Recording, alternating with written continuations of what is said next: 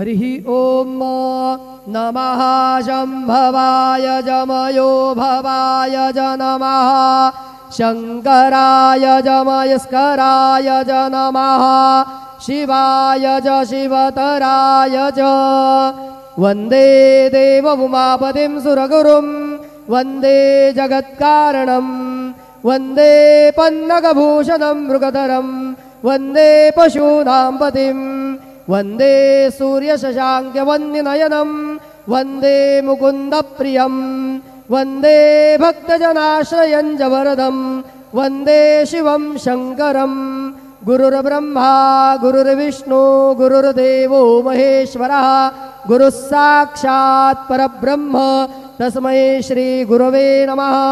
सद्गुरु साईनाथ देवताभ्यो नमः। सायं पूजा परिपूर्णार्थे विलेपनार्थे चन्दनं समर्पयामि।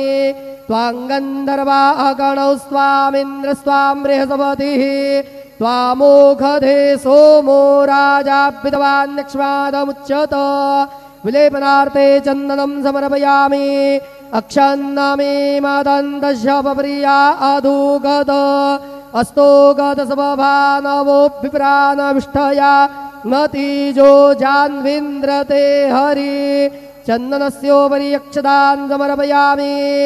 अहिरिव भोगैः वर्जेति बाहुञ्जायायेति परिबाधमानः हस्तग्नो विश्वाभ्वयोनानि विद्वान् भूमान् भूमाग्गुस परिपातु विश्वतः।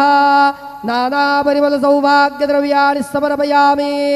ओखधिः प्रतिमोदध्वं भुक्पवतिः प्रसूवरिः अश्वा इव सजितवरेर्भेरुदाः पारैष्णवाः नानाविधपत्रपुष्पं समर्पयामि। सायङ्काले उपहारनैवेद्यं निवेदयामि।